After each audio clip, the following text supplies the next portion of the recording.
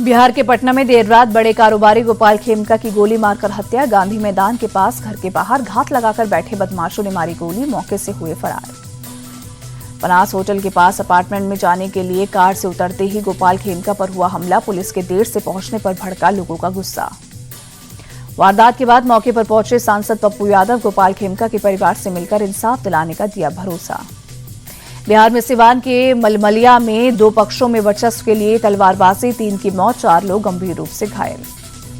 मारे गए लोगों ने परिवार ने शत्रुघ्न नाम के शख्स पर लगाया हमले का आरोप। कहा पुलिस को कुछ महीने पहले ही दी थी सूचना, पुलिस ने नहीं की कार्रवाई।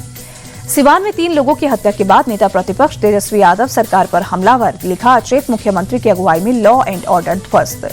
दिल्ली के करोलबाग में देर शाम विशाल मेगा मार्ट में लगी आग, एक शख्स के लिफ्ट में फंसने से मौत। घंटों की मशक्कत के बावजूद इमारत के कुछ हिस्सों में लगी है आग। मार्ट में एक ही रास्ता होने के वजह से आग पर काबू पाने में हो रही है मुश्किल। इमारत की दीवार को तोड़कर निकाला गया धुआं, फायर सेफ्टी नॉर्म्स पर उठे सवाल। पीएम मोदी अपने 5 देशों की विदेश यात्रा के तीसरे चरण में पहुंचे अर्जेंटीना। राजधानी ब्यूनस आयर्स के एयरपोर्ट पर हुआ जोरदार स्वागत। पीएम मोदी के अर्जेंटीना के राष्ट्रपति जेवियर माइली के साथ होगी द्विपक्षीय बैठक। रक्षा, कृषि, खनन, तेल एवं गैस जैसे कई क्षेत्रों में सहयोग को बढ़ाने पर होगी चर्चा। पीएम मोदी ने त्रिनिदाद एंड टोबैगो की संयुक्त संसद को किया संबोधित। कहा आतंकवाद पूरी दुनिया के लिए खतरा है और आतंकवाद के खिलाफ भारत की जीरो टॉलरेंस की नीति है। पीएम मोदी ने लोकतंत्र को बताया जीवन शैली। कहा भारतीयों के लिए लोकतंत्र सिर्फ एक राजनीतिक मॉडल नहीं बल्कि हमारे लिए ये जीवन जीने का एक तरीका है।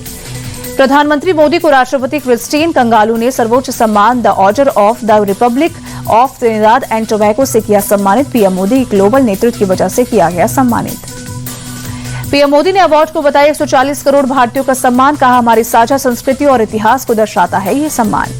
पोर्ट ऑफ स्पेन में भी दिखा पीएम मोदी का एक पेड़ मां के नाम अभियान। रेड हाउस के कैंपस में पीएम मोदी और पीएम कमला प्रसाद बिसेसर ने नीम का एक पौधा लगाया।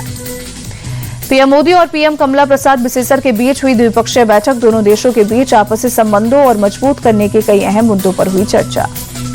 ऑपरेशन सिंदूर पर डिप्टी आर्मी चीफ का बड़ा खुलासा। कहा बॉर्डर पर 3 दुश्मनों से लड़ा भारत। पाकिस्तान को चीन से हथियार और लाइव डाटा मिला, तुर्की से ड्रोन की मदद।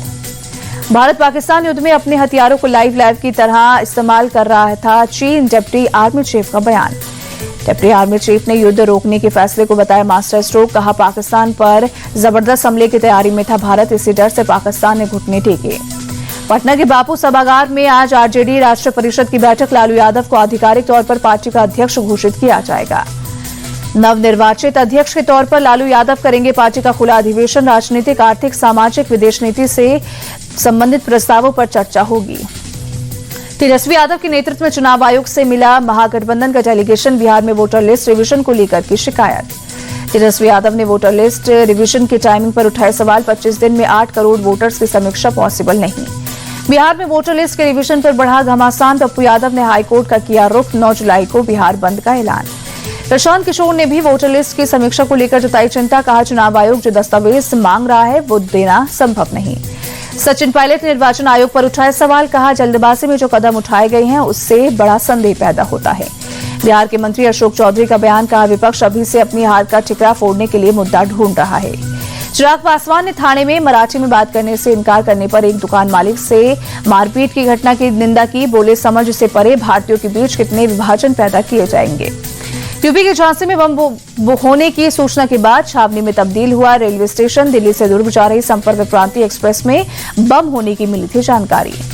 ट्रेन के हर एक कोच को खाली करवाकर पुलिस, बम निरोधी दस्ता और डॉग स्क्वाड ने करीब 40 मिनट तक ली तलाशी। बम जैसी कोई चीज नहीं मिलने पर ट्रेन की गई रवाना। यूपी के संभल में तेज रफ्तार बुलेरो जनता इंटर कॉलेज के दीवार से टकराई। गाड़ी में मौजूद दूल्हे सहित 5 लोगों की मौत हुई। बिहार के अरवल में प्रेमी प्रेमिका का शव घर के तीसरी मंजिल से बरामद। दोनों को गोली लगी हुई थी। एमपी के इंदौर में एक शराब की दुकान के पास एक शख्स ने एक युवक पर की फायरिंग। साथी के साथ बाइक पर हुआ फरार। बिहार की राजधानी पटना के दीघा के मरीन ड्राइव पर एक कार गंगा नदी में गिरी। कार में सवार पति पत्नी को पास ही मौजूद नाविकों ने बचाया। झारखंड के खूंटी से सामने आई हैरान करने वाली तस्वीर। जान जोखिम में डालकर टूटे पुल को पार कर स्कूल जा रहे बच्चे। हिमाचल में 15 दिन से बारिश और बाढ़ का कहर जारी। मंडी, कांगड़ा, सिरमौर, हमीरपुर, सोलन और शिमला सहित 10 जिलों में बाढ़ ने मचाई तबाही।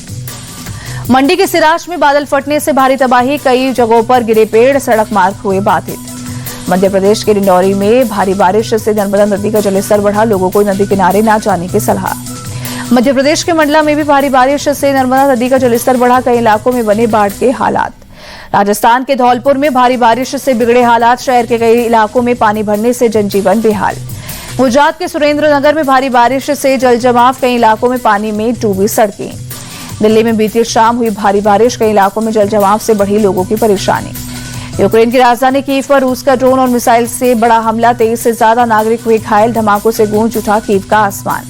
एडमिंटन टेस्ट का आज चौथा दिन, पहली पारी में इंग्लैंड को 407 रनों पर समेटने के बाद भारत की दूसरी पारी में अच्छी शुरुआत। भारत ने तीसरे दिन इंग्लैंड पर 244 रन की बढ़त बनाई। भारत ने दूसरी पारी में एक विकेट गंवाकर 64 रन बनाए। लोकेश राहुल 28 और करुण नायर 7 रन बनाकर क्रीज पर मौजूद। यशस्वी जायसवाल 28 रन बनाकर आउट।